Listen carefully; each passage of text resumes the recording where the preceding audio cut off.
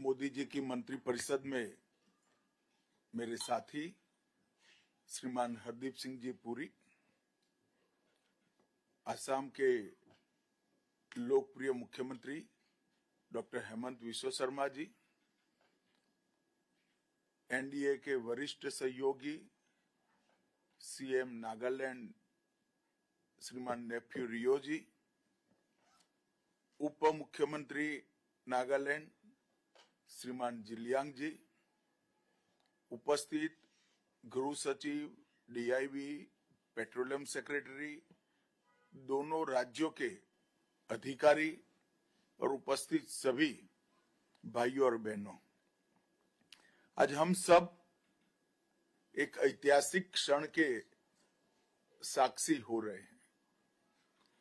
हम ऐसे क्षण के साक्षी बन रहे हैं जो कई प्रकार से इतिहास में आने वाले दिनों में लिखा जाएगा। अभी सभी ने बताया कि इससे ऑयल और नेचुरल गैस की एक्सप्लोरेशन की संभावनाएं बढ़ेगी। ये भी बताया गया कि इसी पैटर्न पर मिनरल की भी खनन की संभावना खड़ी होती है, परंतु मैं पूरी चीज को एक अलग दृष्टिकोण से भी देखता हूं। माननीय प्रधानमंत्री जी ने जो समृद्ध उत्तर पूर्व, विकसित उत्तर पूर्व, इसकी संकल्पना उत्तर पूर्व और भारत के सामने रखी है, आज इसमें बहुत बड़ा हर्डल हमने दूर करने का काम किया है।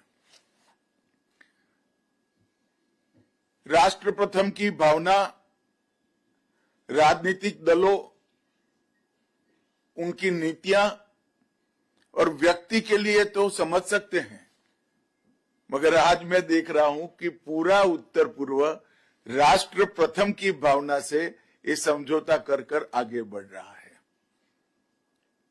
दोनों राज्यों ने, ऐसा नहीं है कि इस चीज में भी सहमति है, आशंकाएं भी है, कुछ हमारा चला जाएगा ऐसा भय भी है, भाव भी है, परंतु दोनों राज्यों ने कहा, ये निर्णय किया कि अभी निर्णय जब आएगा तब आएगा, 50-50% कर भारत के तेल के उत्खनन में बाधा न बने, क्योंकि ये राष्ट्रीय संपदा है।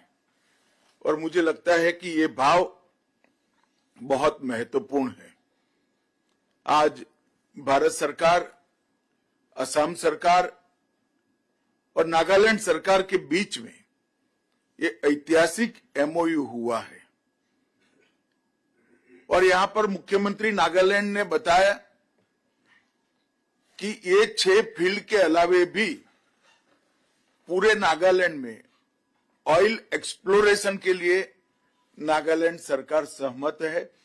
मैं बहुत बहुत धन्यवाद करना चाहता हूं नागालैंड के मुख्यमंत्री जी का। हेमंत जी असम के हितों के लिए बड़े जिद्दी है, मैं जानता हूं, मगर उनको भी मैंने जब बात की कि हेमंत जी आप इस विषय को छोड़ दीजिए, इसमें ना किसी की जीत है ना किसी की हार है, विन विन सिचुएशन है और विजय भारत की है, असम की है, नागालैंड की है। उन्होंने भी अपनी जीत को तुरंत ही छोड़कर नागालैंड, असम और भारत सरकार के बीच में त्रिपक्षीय ये समझौता किया है। सबसे बड़ी बात है, इससे पूरे नॉर्थ ईस्ट के अंदर मिनरल के खनन के लिए भी रास्ता आगे खुलता हुआ दिखाई पड़ता है। हम सब जानते हैं नॉर्थ ईस्ट के अंदर न केवल ऑयल और गैस, मिनरल के भी अकूत भंडार पड़े हैं, मगर छोटी छोटी समस्याओं के कारण आगे जो लॉ एंड ऑर्डर के प्रॉब्लम थे, इसके कारण राष्ट्र की ये संपदा का हम दोहन नहीं कर पाए थे। आज सिर्फ एक एमओयू से ही अभी 1000 से 1500 बैरल प्रतिदिन की जो दोहन की हमारी क्षमता है, उसको 10 गुना से ज्यादा हम बढ़ा पाएंगे। और एक ही फील्ड में 15,000 करोड़ से ज्यादा रिकवरी के संभावनाएं हैं। परंतु पूरे नागालैंड के अंदर ऑयल और गैस जितना भी पड़ा है, इसका उत्खनन होगा तो मुझे लगता है कि हमारी जो कमी है इस क्षेत्र में, हमें विदेशों पर निर्भर रहना पड़ता है, वो निर्भरता काफी हद तक हम पूरी कर पाएंगे। ये समझौते के अभाव ने, विवाद ने दोनों राज्यों के आर्थिक विकास को लंबे समय तक प्रभावित किया है। और आज ये जो रास्ता खुल रहा है वो असम और नागालैंड दोनों के आर्थिक विकास के लिए बहुत बड़ा राजमार्ग खोलेगा, ऐसा मुझे लगता है। कोऑपरेटिव फेडरलिज्म का इससे बड़ा उदाहरण हो नहीं सकता। देश के प्रधानमंत्री नरेंद्र मोदी जी ने जब से प्रधानमंत्री पद का भार संभाला, तब से नॉर्थ ईस्ट को उन्होंने अपने फोकस में रखा और सबसे ज्यादा बार नॉर्थ ईस्ट जाने वाले प्रधानमंत्री भी नरेंद्र मोदी जी बने। और नॉर्थ ईस्ट को शांत और विकसित बनाने के लिए उन्होंने जो एफर्ट्स किए हैं, इसकी जोड़ आजाद भारत के इतिहास में मिलना असंभव है। सिर्फ 2019 के बाद लगभग 12 समझौते अलग अलग प्रकार के हुए, जिसने नॉर्थ ईस्ट में शांति सुनिश्चित की है। नॉर्थ ईस्ट के अंदर हर प्रकार की हिंसा में करीब करीब 80% कमी हम रिकॉर्ड पर देख रहे हैं। और जिस प्रकार से नॉर्थ ईस्ट का इंफ्रास्ट्रक्चर बढ़ा, अगर ये समझौते न होते तो ये असंभव था। आज नॉर्थ ईस्ट में पर्यटन भी बढ़ा है, इन्वेस्टमेंट भी बढ़ा है और औद्योगिक शांति के कारण प्राइवेट इन्वेस्टमेंट भी बढ़ा है। मित्रों, अब सपा की परिधि छोटी होना वो अपने आप में शांति का परिचय है।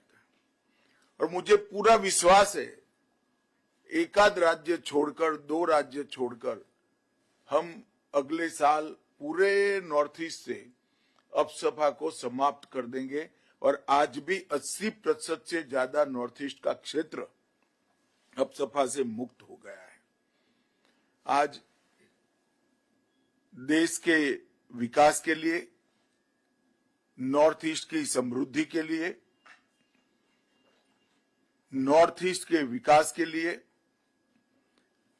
और एक प्रकार से आत्मनिर्भर भारत की संकल्पना को मजबूत करने के लिए बहुत महत्वपूर्ण दिन है।